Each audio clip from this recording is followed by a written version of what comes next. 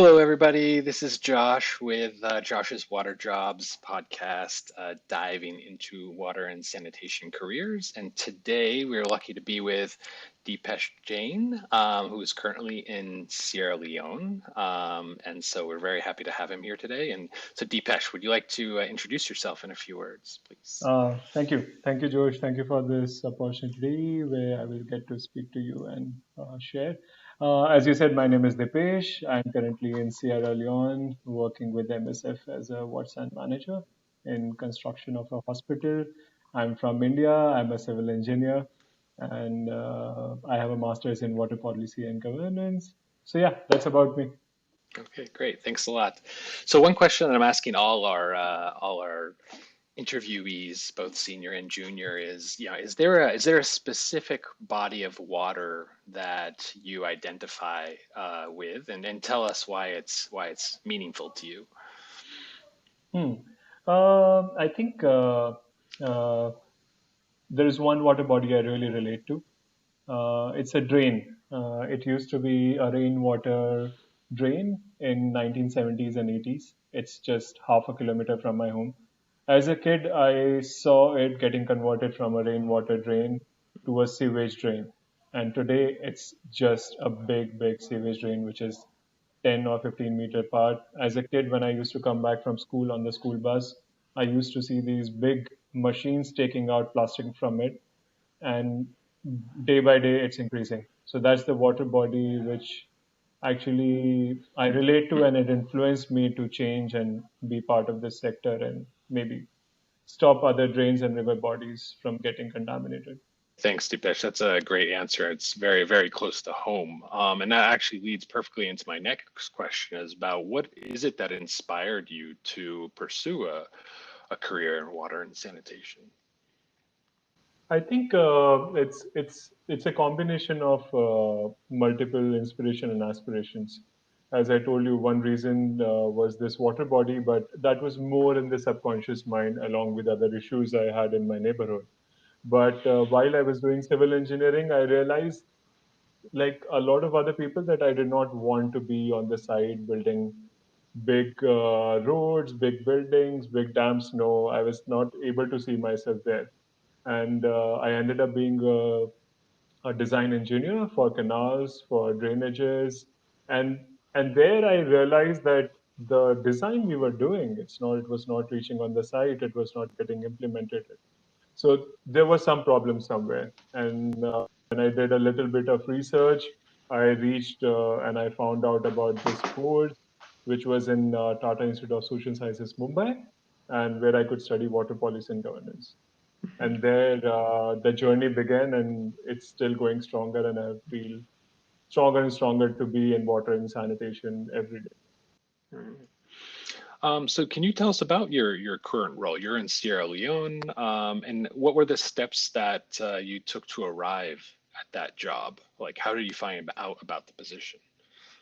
So, okay, first about the current role, I'm working as a Watson manager, which we are slowly evolving from Watson to EH. EH stands for Hmm. Environmental Health in MSF, so I'm Yep. part of the Environmental Health Division, and I'm working in the team where we are building 100-bedded hospital for the community here. So I'm part of the team which is responsible for all the fittings, which would be for blue water, gray water, and black water. So from source to filtration to plumbing to disposal, everything which can be there for to treatment. And I reached here because like it was a good thing and a bad thing which happened last year. COVID was there, so MSF couldn't get any expat in India, so they started looking for a Watson person. I joined them as a national staff, and then I applied for expatriation, and here I am. And yeah, Ah, that's how I'm here. yeah. So that was actually gonna be one of my questions because you're from India, yet you're in Sierra Leone. So that how did that process, work for you? Going through all the on a national contract and visas and all that. Yeah, so I think it was quite interesting. When I applied for expatriation with MSF, I did not know that if I would really get a mission to go on. But uh, we were continue to building this hospital, and we realized that even while with COVID, there are other infections and there are other risks which we have to deal with. So we continued building this hospital, and that's how I got my first offer to be. And yes, the process of getting the visas was a little challenging, but MSF, being MSF, we work really Mm, hard to make sure that we are continuing our operations without harming the the system. great. And so you mentioned, so you were a design engineer in your undergrad, and then you got a master's in, policy and governance. So for you, what was the value in having, say, both sides of that? The technical and then more the soft side.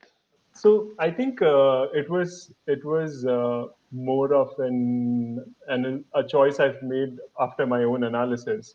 I saw that a lot of social scientists and activists were fighting with engineers. That okay, they don't know anything. Engineers were fighting with social scientists and activists that they don't know anything and they are disrupting our work. And I was like, why not we have people who are both? Someone who understands engineering, has done engineering work, and someone who understands the caste issue, the class issue, the gender, rights of people from forest, how to save nature, how to maintain a balance.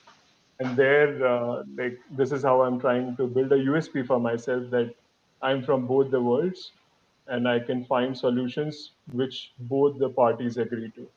So that's how, yeah, it's a little bit of finding a niche, but I think I'll be able to find it even more as we go further. Yeah, actually, that came out in our last interview with Aaron Wolf as well, having both the technical and the more soft, say, governance side of things, and how valuable that is. I mean, why water is so multidisciplinary. So it's actually having an understanding of its multiple facets is, yeah, very, I think, would be very advantageous in terms of a career. So what tips would you give for your peers in looking for their first job, or just starting out in a new position? Advice. Okay. So my first advice would be to find out what you want to do, because when we say water sector, from outside it looks small, but you have urban water, you have rural sanitation, you have irrigation, you have energy operations, you have turbines, you have hydro energy. There is so much to do. So I think one thing would be uh, people should try to find out what their calling is, what they get attracted to. And Mm, once they have the calling, read and research more about it and give 2 years to working on wherever you get that opportunity. Those two mhm. years will be one of the best investments you can have. That's great. That's, That's great advice. Yeah, yeah. yeah. Because yeah, you're going to spend your whole career on it in theory. So 2 years is a small investment if Yeah. you don't like it in the end. I agree. I agree. Yeah, yeah. So what's the that's a great piece of advice. So what's the best piece of advice that you've ever received? Okay, what's the best piece of advice? Okay, so this reminds me of the conversation I had with one of the senior engineers I met in the design firm I worked with. I was having a conversation with him. I told him that, hey, I got this offer letter. I got selected in TIS, and but a little concerned about the return on it. And he just said one thing, like, do not ever refrain from doing an investment on education in terms of time and money. It will always pay back. Hmm. And to be honest, after 6 years of my master's, it is paying back every day, not in just in terms of money, but the exposure, the opportunity I'm getting to work for people. It's amazing. It is paying back. So that was the best advice I think I got until date in this whole situation. Wow, that's wonderful. So, and on the flip side, have you ever received a bad piece of advice? Yes, I think I do. I mean, I don't know like how to like be politically correct about it. I was told multiple times that you are young, you can keep your aspirations low, Mm, targets low. But I think on the flip side, I think everyone should have higher aspirations. I'm I know like sometimes it's difficult to achieve them, but if you do not have them, you do not achieve them. So I was told that okay, don't, maybe this is not the right time to work for an international firm. Maybe it's not the right time to do a master's. Maybe it's not a good thing to be part of so many organizations. I mean, even though right now I'm on the payroll of MSF, I work very closely as a volunteer with Water Youth Network, with mm, IWRA, where mm. I'm alumni of Indo-German Center of Sustainability Waterlution. So if anyone tells you to keep your mark down, I don't think we should. And that was the best, the worst advice I had gotten, but I did not accept it. I don't accept it. Yeah, and obviously you've been very successful, so yeah. Yeah.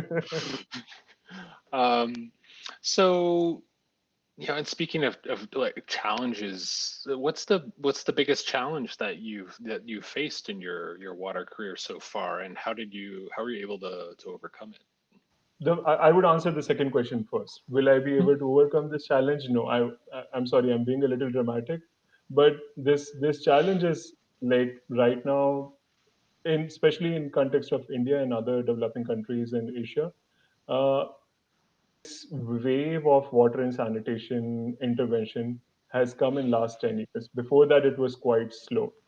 Mm, And a lot of senior people who are leading those projects, both at development front, philanthropic, NGO, government, do not have a lot of water experience because before that, mm, only engineering existed. So a lot of people who are in these senior positions, they are not very open to new ideas. They have very, I shouldn't use the word conservative, but they have conservative approach. mm, But we being young people, we cannot work in the same principles which were there 50 or 60 years back, having very conservative approach. So that's the challenge I face. Like there are a lot of non-technical people, if I use the term non-technical, for yeah. because they do not have education and work experience in water and sanitation. It becomes a little difficult to have dialogue with them considering some of them are pretty senior and they cannot really take advice from like some early 30s or late 20s guy telling them okay, this is the wrong approach, we can do this way. So yeah, that's a challenge I face, but I don't think I will overcome this anytime soon, Mm, because when people of they go 20 years later and they reach those positions, then I yeah. think there will be a little difference which would come. Yeah. So are you saying that kind of with this wave of more, addressing wash issues, that kind of the amount of people working in the field hasn't caught up with the amount of demand? So you have people that are, say project or program managers that are not specialized. Is that what you're saying overall? Yes, I think so. I think Okay. so. Especially in senior positions, there has been a gap in the demand and supply of people Mm, who are trained and equipped on core background in water. mm, I can okay. speak That's from Indian context for sure. I'm not mhm. sure about globally, but in Okay. India, that's pretty much the case.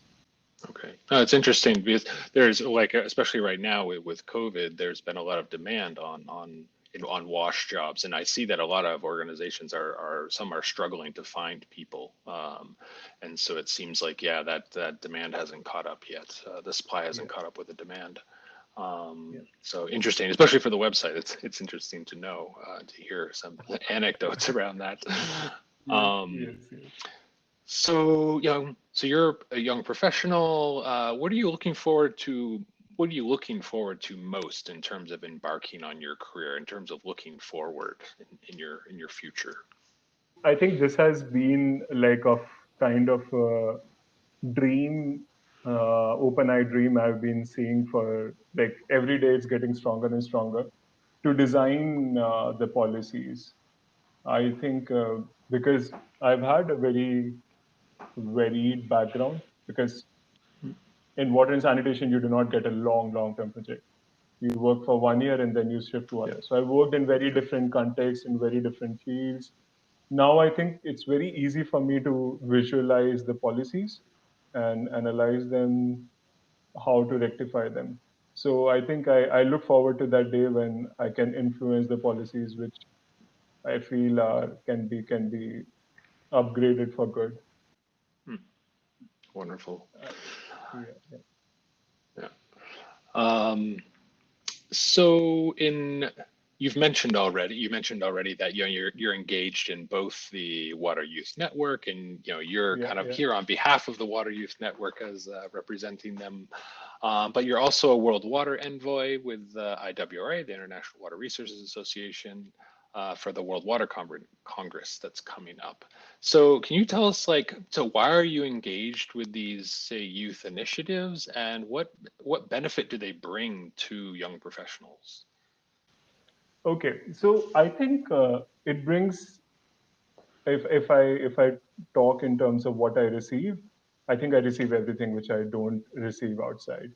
I get new perspectives, I get new ideas, what is happening all around the world. There are options of peer learning. You can you can club with people, work on something totally new which no one is thinking about. There are opportunities, like there are a lot of opportunities when 100, 200, 300 people from all around the world come together and talk. There are new opportunities which arise, and then I can pick up anything from anywhere and think how it can work in India, how it can work in my community. So that's one thing. And second, I think it's more about the listening and speaking approach. It becomes super easy to talk to fellow young professionals from water because they can understand the challenges which we go through. They like I what you can understand. So that's kind of like it's a Yeah. multidimensional advantage of being part of a youth network, and you can represent the youth. You can speak what we are not getting. Yeah, yeah, that's great. That's great. Yeah, I think there are several of them out there, and they do engage quite well with young professionals around the world. Um, so in terms of, we have these interactions with we interview a senior professional and young professional. So what advice would you give to a senior water professional to help them better able to help those new to the water and sanitation field succeed? I have one question with a suggestion I think I can give. My question would be like, I'm really curious what took it so long. They can, because they were there, we were not 20, 10 years back, 20 years back, 30 years back. They were there. I mean, I want to know why it took so much time to really like work the way we are doing now. And if I have a suggestion, come question for them, it would always also be that, is it possible that they can speak more about different expertise we need? Like apart from design, can they talk about cumulative impact assessment? Can they speak about social engineering? Can they speak about risk assessment? Can they talk about water footprint? If because they have that voice which we don't, if they can speak about it, it will automatically give opportunities to like people who are of my age and even younger than me to actually take the risk of becoming, let's say, a flood risk modeler, a water social scientist, be passionate about understanding the gender water nexus. I mean, it when people who have that privilege of speaking up, they start speaking and questioning, we get the opportunity to come and fill that gap. Yeah, that's great. And I mean, that gives us great ideas here in terms of how we can, help facilitate that, to Yeah, have discussions with professionals on career choices within the water and sanitation space. I think it's a really good point. And if that's a demand from young professionals to hear more about the possibilities in the field, of Yeah. water and sanitation. That then, yeah, that's something that we'll think about and hopefully work on to be able to get more, yeah, information, insight out on where what direction people can head in. Um, so, as you know, we each alternating podcast interview. We have a young professional and a senior professional, and we have them asking each other questions. So we interviewed Aaron Wolf in the last podcast, and his question was, how do you reconcile kind of your heart and your head when looking at your career path? A lot of people are telling you what you should do. You should study this. You should work at this type of organization or company. You should, make money, or but then your heart sometimes says something different. You want to pursue a different angle. So how do you reconcile that? What's the conversation that you have with yourself around that? Yeah, that's a very interesting question. I'm sorry, but Josh, I will be having a longer answer to this. It's I okay. think I think the part. Okay, let me articulate it well. The issue is, as a actually coming from, again, I'm taking an example from India.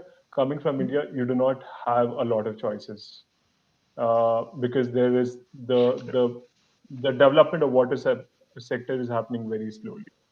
So a lot of times you don't choose, and if you choose, you have to be very smart about it, and you can't really make a lot of risk analysis because you don't have a lot of options. So my simple idea is, give a very good value to your gut feeling. If listen to your gut, and when you do your risk analysis between your heart and mind, please give some extra numbers to your heart and to your gut.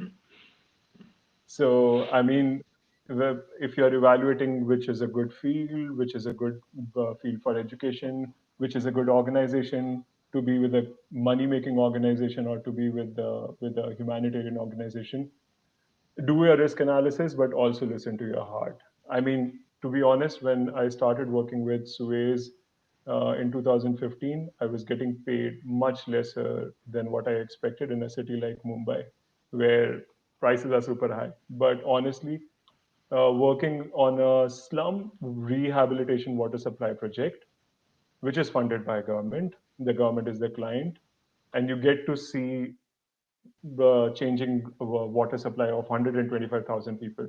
That experience is priceless. I mean, a lot of people told me to not do it because there were there was not enough money. Maybe I was too young for the position, but I went for it, and it worked. So again, I taking example from my own experience. I would say that I listened to my heart a little more. You have to listen to both, but listen to your heart a little more. That's what I did, and yeah, that's what I suggest as well. Okay. And it seems like that's how you've lived as well. So Yeah. yeah, great, and happy for it. So um, for our senior professional next, do you have a question that you'd like to pose to them? Yeah, I think I can. I think I would repeat the question I asked before, and I would be on the same line. That what took them so long to, or I shouldn't use the word what took them so long. I would ask, like, what took it so long? What were the challenges to develop the water and sanitation world which we have today? And my question would be to ask them that, considering water is becoming such a crucial entity, where do this they see this workspace going on? Not in just terms of contribution, but also if I look at as an industry or as a space of contribution to the economy. Where do they see it going in next 10, 20 years? Because if we get answers from them, we can start preparing ourselves accordingly and energizing us to be prepared for the challenge of the future. Yeah. Excellent question. Yeah, hopefully you'll get an excellent answer. Yeah. Yeah. So All right, Deepesh. Well, thank you so much for this. It's been really great. Really appreciate your time and your insights, and I hope others also appreciate that because, yeah, there's some really great answers there that I think a lot of us can learn from. So, yeah, thank you very much for your time and yeah, for joining us. You're welcome, Josh, and I really thank you for inviting me. I mean, uh, sharing your journey with others is really important. Uh, when I was starting my journey in 2013, 14 in this space, I did not have a lot of people, a lot of young professionals to listen to. Mhm. So if you doing this and you are interviewing so many of them and doing podcasts with them, I will surely be listening to every episode because this is what I wanted few years back. But even when it's available now, it's a treasure for people like us and even the younger professionals who are planning to enter into water. So thank you Mhm. to you, Josh. It's I really appreciate you doing this. Yeah, yeah. No, and I'm finding it a lot of fun. It's really been great, and yeah, we'll probably maybe try to do even more than we're planning, just because it's been so insightful. So anyway, thanks a lot, Deepesh. Thank you. Have a good Thank day. you. You too. Bye bye.